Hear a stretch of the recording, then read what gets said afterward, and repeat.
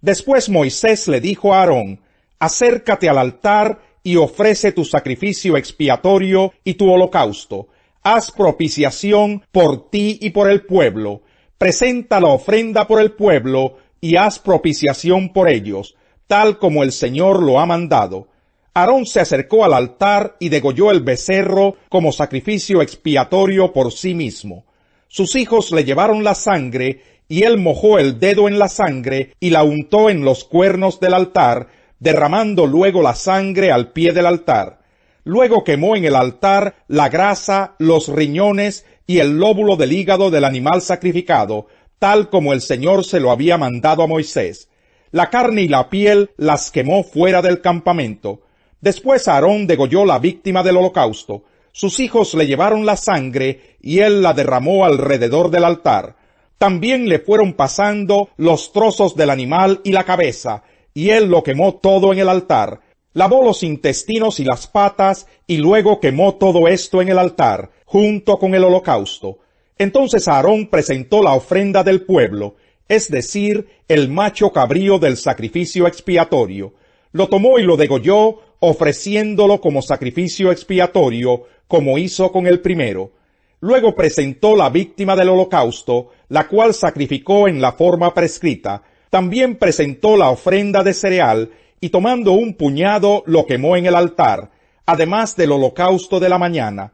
Después degolló el toro y el carnero como sacrificio de comunión por el pueblo.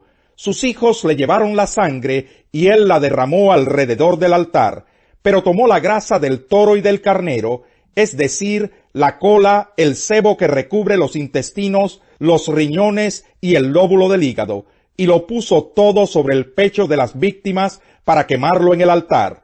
Aarón meció ante el Señor el pecho y el muslo derecho de las víctimas. Fue una ofrenda mecida, tal como Moisés se lo había mandado. Aarón levantó las manos hacia el pueblo y los bendijo. Una vez que terminó de ofrecer el sacrificio expiatorio, el holocausto y el sacrificio de comunión, se retiró del altar. Moisés y Aarón entraron en la tienda de reunión. Al salir bendijeron al pueblo, y la gloria del Señor se manifestó a todo el pueblo. De la presencia del Señor salió un fuego que consumió el holocausto y la grasa que estaban sobre el altar. Al ver esto, todo el pueblo prorrumpió en gritos de júbilo y cayó rostro en tierra. Capítulo 10.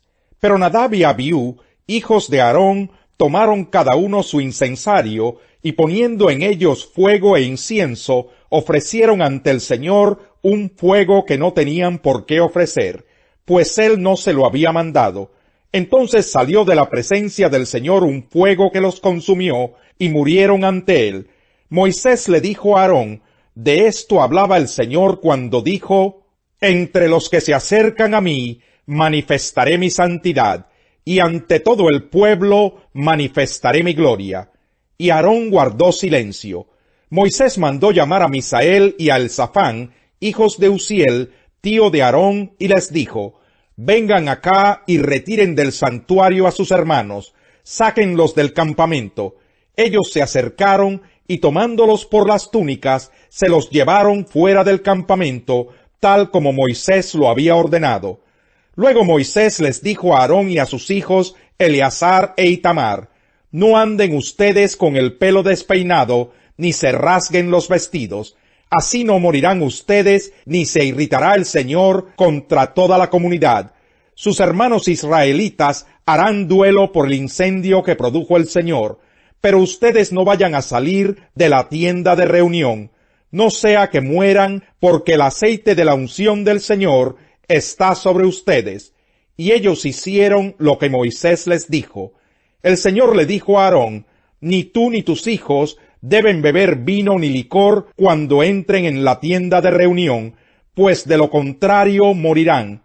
Este es un estatuto perpetuo para tus descendientes, para que puedan distinguir entre lo santo y lo profano, y entre lo puro y lo impuro, y puedan también enseñar a los israelitas todos los estatutos que el Señor les ha dado a conocer por medio de Moisés.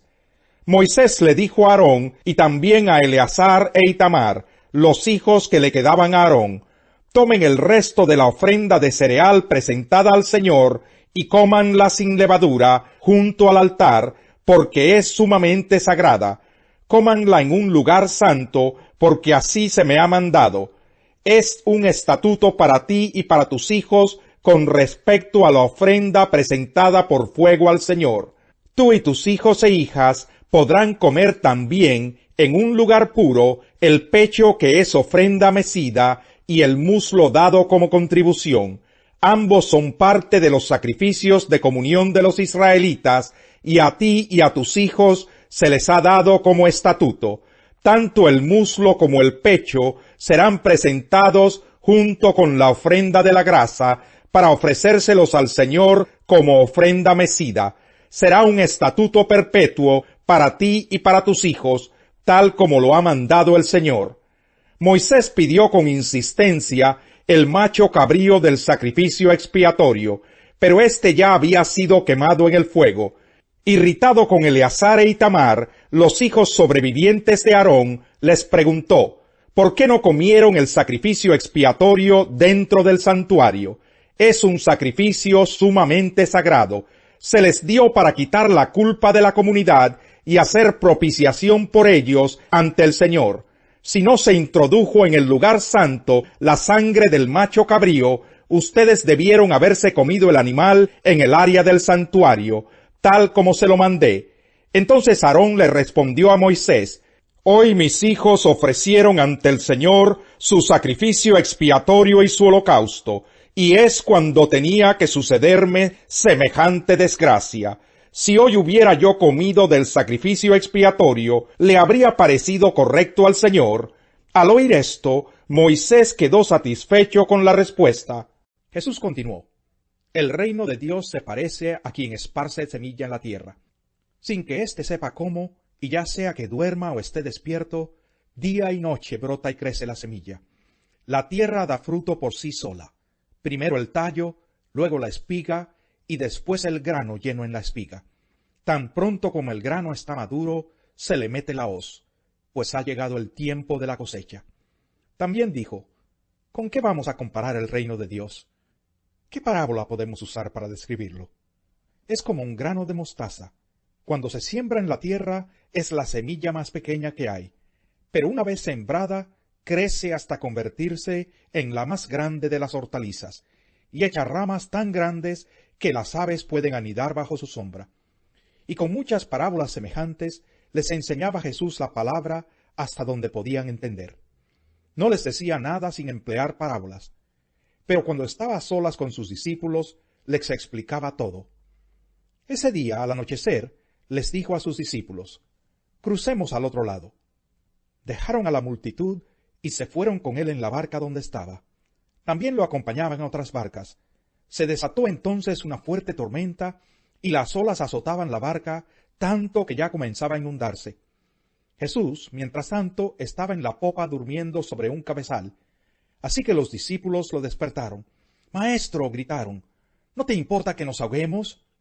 Él se levantó, reprendió al viento y ordenó al mar, «Silencio, cálmate». El viento se calmó y todo quedó completamente tranquilo. «¿Por qué tienen tanto miedo?», dijo a sus discípulos. «¿Todavía no tienen fe?».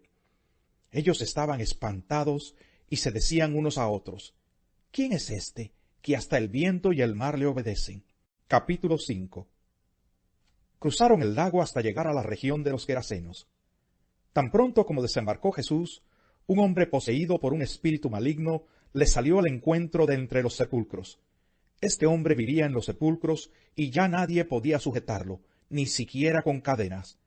Muchas veces lo habían atado con cadenas y grilletes, pero él los destrozaba, y nadie tenía fuerza para dominarlo. Noche y día andaba por los sepulcros y por las colinas, gritando y golpeándose con piedras. Cuando vio a Jesús desde lejos, corrió y se postró delante de él. «¿Por qué te entrometes, Jesús, Hijo del Dios Altísimo?», gritó con fuerza. «Te ruego por Dios que no me atormentes». Es que Jesús le había dicho, «Sal de este hombre, espíritu maligno». «¿Cómo te llamas?», le preguntó Jesús. «Me llamo Legión», respondió, «porque somos muchos». Y con insistencia le suplicaba a Jesús que no los expulsara de aquella región. Como en una colina estaba paciendo una manada de muchos cerdos, los demonios le rogaron a Jesús: «Mándanos a los cerdos, déjanos entrar en ellos». Así es que les dio permiso. Cuando los espíritus malignos salieron del hombre, entraron en los cerdos, que eran unos 2000, y la manada se precipitó al lago por el despeñadero, y ahí se ahogó. Los que cuidaban los cerdos salieron huyendo y dieron la noticia en el pueblo y por los campos. Y la gente fue a ver lo que había pasado.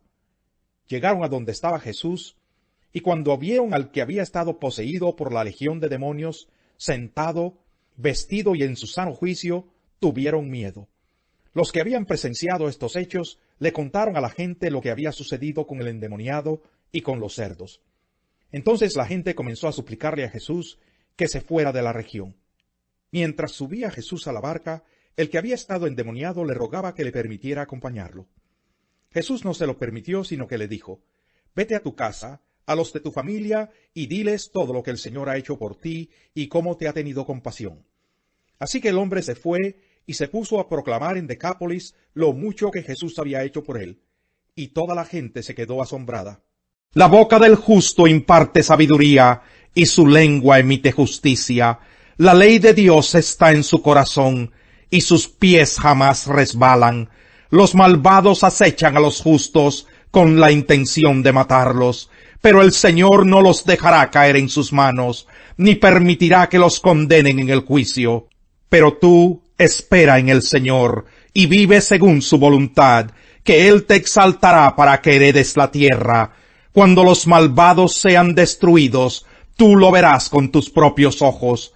He visto al déspota y malvado extenderse como cedro frondoso, pero pasó al olvido y dejó de existir. Lo busqué y ya no pude encontrarlo. Observa a los que son íntegros y rectos. Hay porvenir para quien busca la paz, pero todos los pecadores serán destruidos. El porvenir de los malvados será el exterminio. La salvación de los justos viene del Señor. Él es su fortaleza en tiempos de angustia. El Señor los ayuda y los libra de los malvados y los salva, porque en Él ponen su confianza. El justo se ve coronado de bendiciones, pero la boca del malvado encubre violencia. La memoria de los justos es una bendición, pero la fama de los malvados será pasto de los gusanos.